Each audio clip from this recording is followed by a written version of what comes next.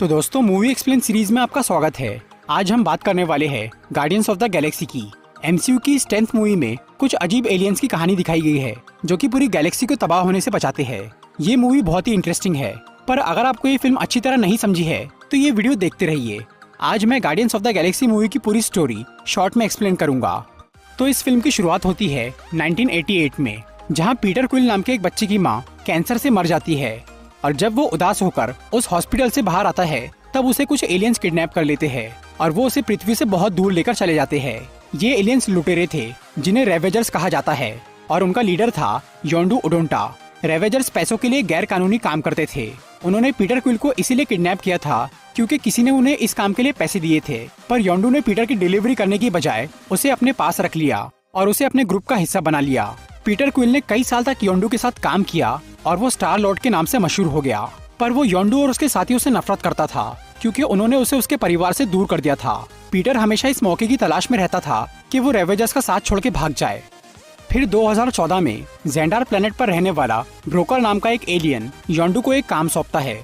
वो उसे मोरैक प्लेनेट से ऑर्ब नाम का एक खास ऑब्जेक्ट लाने बोलता है, जिसके बदले में ब्रोकर उसे बहुत सारा पैसा देने वाला था। पर उस ऑर्ब को और भी बहुत सारे लोग ढूंढ रहे थे, जिनमें से एक था थैनोस, जो कि एक बहुत ही खतरनाक एलियन था। ऑर्ब को हासिल करने के लिए थैनोस ने रोनन नाम के एक एलियन से हाथ मिलाया। रोनन क्री प्रजाति का एक सन की एलियन था जिसकी जेंडार प्लेनेट से बहुत पुरानी दुश्मनी थी। वो जेंडार के लोगों का नामो निशान मिटाना चाहता था, इसलिए रोनन ने थैनोस से ये सौदा किया कि वो उसे ऑर्ब लाकर देगा और बदले में थैनोस जेंडार को तबाह कर देगा।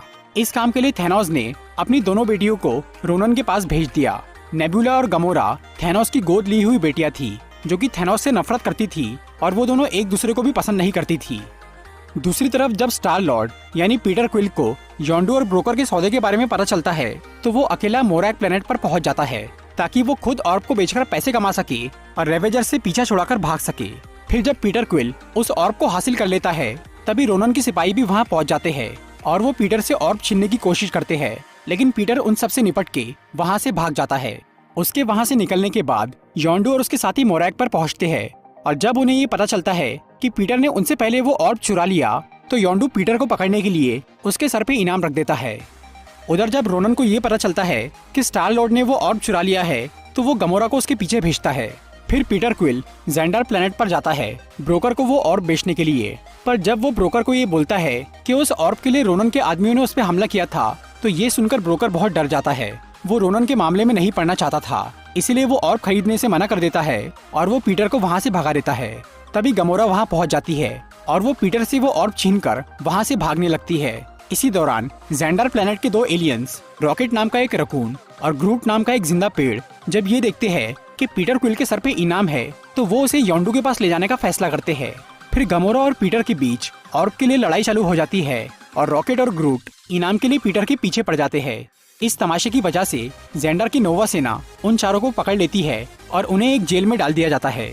वहाँ उस जेल के कई सारे कैदी गमोरा को मारना चाह रहे थे क्योंकि थैनोस और रोनन से उसका कनेक्शन था। थैनोस और रोनन ने कई लोगों को बहुत नुकसान पहुंचाया था, इसीलिए वो कैदी गमोरा को मार के अपनी भड़ास निकालना चाह रहे थे। उन कैदियों में से एक था ड्रैक्स, जिसकी बीवी और बेटी को रोनन ने मार दिया था, इसीलिए वो गमोरा को मारने के लिए आगे आता है। लेकिन पीटर क्विल वहाँ आकर ड्रैक्स को रोक देता है, ये बोल के कि अगर उसे रोनन से बदला लेना है तो वो गमोरा के जरिए सीधे उस तक पहुँच सकता है और अपना बदला ले सकता है। इसीलिए ड्रैक्स गमोरा को छोड़ देता है। फिर गमोरा पीटर, रॉकेट और ग्रूट को ये बताती है कि थैनोस और रोनन का क्या सौदा हुआ है। गमोरा ये नहीं चाहती थी कि जेंडार प्लेनेट तबाह हो जाए, इसलिए वो थैनोस और रोनन से गद्दारी करने वाली थी और वो खुद ऑर्ब को बेचने वाली थी, जिससे उसे बहुत सारा पैसा मिल जाता और वो थैनोस के चंगुल से छूट जाती। गमोरा पीटर और रॉकेट को ये बोलती है कि उसके पास एक ऐसा खरीदार है जो कि उस ऑर्ब की बहुत ज्यादा कीमत देने वाला है, इसीलिए अगर वो उसे जेल से भागने में मदद करे तो वो उन्हें आधे पैसे दे देंगी। रॉकेट बहुत होशियार था और वो पहले भी कई बार जेल से भाग चुका था, इसीलिए वो जेल से निकलने का एक प्लान बनाता है और फिर वो सब गार्ड्स को चकमा देकर जेल के कंट्रोल सेंटर पे कब्जा कर लेते हैं, जिसमें ड्रैक्स भी उनकी मदद करता है। ड्रैक्स को और या पैसों से कोई मतलब नहीं था, वो सिर्फ रोनन तक पहुंचना चाहता था, इसीलिए वो उनके साथ शामिल हो जाता है। फिर वो सब जेल से भाग जाते हैं। दूसरी तरफ जब रोनन को ये पता चलता है कि गमोरा ने उससे गद्दारी की है तो वो थैनोस से बहुत नाराज होता है, पर थैनोस को लग रहा था कि इसमें रोनन की ही कोई गलती है, इसीलिए वो उसे बोलता है कि अब अगर वो खाली हाथ लौटा तो उसकी खैर नहीं। इससे रोनन बहुत गुस्सा होता है और वो नेबुला के साथ मिलकर गमोरा को ढूंढना शुरू करता है। उधर रॉकेट, ग्रूट, गमोरा और ड्रैक्स पीटर क्विल के स्पेसशिप में नोवेयर नाम के एक प्लेनेट पर पहुंच जाते हैं। वहां पर ड्रैक्स के अलावा बाकी सब लोग कलेक्टर यानी टेनेलियर टी1 से मिलते हैं, जो कि ऑर्ब का खरीदार था। कलेक्टर अपने पास बहुत सी नायाब चीजों को जमा करता था। वो उन्हें बताता है कि उस ऑर्ब के अंदर पावर स्टोन मौजूद है, जो कि 6 इन्फिनिटी स्टोन्स में से एक था। वो पत्थर बेहद खतरनाक था और उसे सिर्फ शक्तिशाली लोग ही काबू कर सकते थे। जब कलेक्टर पीटर और उसके साथियों को इन्फिनिटी स्टोन्स के बारे में बता रहा था, तभी उसकी एक सर्वेंट पावर स्टोन को पकड़ लेती है ताकि वो शक्तिशाली बन जाए और कलेक्टर की कैद से छूट जाए। पर वो उस पत्थर की ऊर्जा को बर्दाश्त नहीं कर पाती और वो एक धमाके से मर जाती है, जिससे कलेक्टर का पूरा म्यूजियम तबाह हो जाता है। और पीटर, गमोरा, रॉकेट और ग्रूट किसी तरह से अपनी जान बचाकर वहाँ से निकलते हैं। गमोरा पावर स्टोन की तबाही को देखकर बहुत डर गई थी। वो ये समझ गई थी कि ऑर्ब को बेचना या उसे रोनन को देना बहुत रिस्की है, इसीलिए उसने फैसला किया कि वो उसे जेंडार की नोवा सेना के हवाले कर देंगी ताकि वो सुरक्षित हाथों में रहे। इसी दौरान ड्रैक्स ने नशे की हालत में रोनन को नोवेयर प्लेनेट पर बुलवा लिया था ताकि वो उसे मार सके, और योंडू का रेवेजर्स ग्रुप भी पीटर को ढूंढते हुए वहाँ पहुँच गया था। फिर ड्रैक्स रोनन को मारने की कोशिश करता है, पर रोनन उसे आसानी से हरा देता है और वो नेबुला और अपने सिपाहियों को गमोरा के पीछे भेजता है। पीटर, रॉकेट और गमोरा वहाँ से भागने की कोशिश करते हैं, लेकिन तभी नेबुला गमोरा का स्पेसशिप तबाह करके वो ऑर्ब हासिल कर लेती है और फिर रोनन अपनी सेना के साथ वहाँ से चला जाता है। उधर गमोरा का स्पेस में बहुत बुरा हाल हो रहा था, इसीलिए पीटर उसे बचाने जाता है और तभी योंडू वहाँ आकर उन दोनों को पकड़ लेता है। दूसरी तरफ रोनन को वो ऑर्ब मिल चुका था और उसे ये भी पता चल गया था कि उसके अंदर एक इन्फिनिटी स्टोन है, इसीलिए उसका इरादा बदल गया और उसने वो ऑर्ब थैनोस को देने की बजाय खुद अपने पास रख लिया और उसने पावर स्टोन को अपने हथियार में लगा दिया। अब वो खुद जेंडार और कई सारे प्लैनेट्स को तबाह करने वाला था और उसके बाद वो थैनोस को भी मारने वाला था। नेबुला, जो कि अपने पिता थैनोस से नफरत करती थी, उसने भी अपनी पार्टी बदल दी और वो रोनन से मिल गई। उधर रॉकेट, ग्रूट और ड्रैक्स अभी तक नोवेयर प्लेनेट पर थे। वो तीनों पीटर और गमोरा को योंडू के पास से छुड़ाने का फैसला करते हैं। वहाँ योंडू पीटर की धोखेबाजी की वजह से उसे मारने वाला था, लेकिन पीटर उसे ये बोलता है कि वो गमोरा के जरिए रोनन के पास से वो पावर स्टोन चुरा सकता है, जिसे बेचकर योंडू बहुत सारा पैसा कमा सकता है। इसीलिए योंडू पीटर और गमोरा को छोड़ देता है और फिर रॉकेट, ग्रूट और ड्रैक्स भी वहाँ पर आ जाते हैं। अब इन पांचों में अच्छी दोस्ती हो गई थी और वो मिलकर रोनन को रोकने का फैसला करते हैं। फिर वो रेवेजर्स को बताते हैं कि रोनन उस पावर स्टोन से जेंडार और कई सारे प्लैनेट्स को तबाह करने वाला है, इसलिए वो सब रोनन को हराने के लिए एक प्लान बनाते हैं और वो जेंडार वालों को भी इस बारे में बता देते हैं और उन्हें भी अपने प्लान में शामिल कर लेते हैं। फिर रोनन अपने स्पेसशिप और पूरी आर्मी के साथ जेंडार ग्रह के पास पहुंचता है और उसे रोकने के लिए पीटर क्विल का ग्रुप और रेवेजर्स वहां आ जाते हैं और जेंडार की नोवा सेना भी उनकी मदद करने वहां आ जाती है। उन सबका मिशन था रोनन को जेंडार से दूर रखना, क्योंकि अगर वो जमीन पर पहुंच गया तो वो पावर स्टोन से पूरे ग्रह को बर्बाद कर देगा। फिर पीटर, गमोरा, ड्रैक्स और ग्रूट रोनन के स्पेसशिप में एक छेद करके उसके अंदर घुस जाते हैं। बाहर नोवा सेना ने अपने सभी स्पेसशिप को जोड़कर एक जाल बना लिया था ताकि रोनन का जहाज आगे न बढ़ पाए, पर रोनन पावर स्टोन का इस्तेमाल करके नोवा सेना को अपने रास्ते से हटा देता है। उधर पीटर, ग्रूट और ड्रैक्स कई सारे एलियंस को मार के रोनन तक पहुंचने की कोशिश करते हैं और नेबुला वहां आकर गमोरा का रास्ता रोक लेती है, पर गमोरा उसे हरा देती है और फिर नेबुला वहां से भाग जाती है। इसके बाद पीटर, गमोरा, ड्रैक्स और ग्रूट रोनन तक पहुंच जाते हैं और वो उस पर हेड्रॉन इन्फोर्सर नाम के एक हथियार से हमला करते हैं, लेकिन रोनन पर उस धमाके का कोई असर नहीं होता और फिर वो उन सबको मारने लगता है।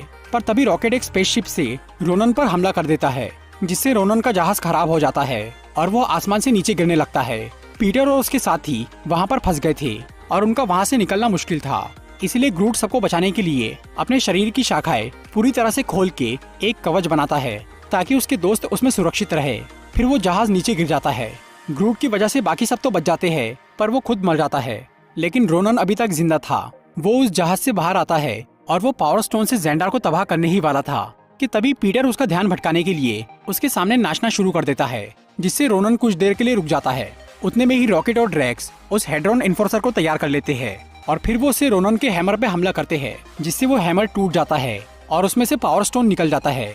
फिर पीटर उस स्टोन को अपने हाथ में पकड़ लेता है, क्योंकि अगर वो नीचे गिर जाता तो उससे पूरा ग्रह तबाह हो जाता। उस पत्थर को हाथ में लेते ही पीटर का बहुत बुरा हाल हो जाता है।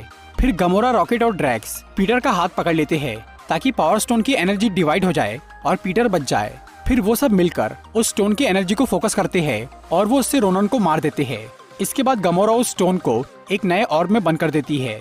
फिर योंडू वहां आकर पीटर से वो पावर स्टोन मांगता है, लेकिन पीटर उसे एक दूसरा ऑर्ब दे देता है जिसमें वो स्टोन नहीं था।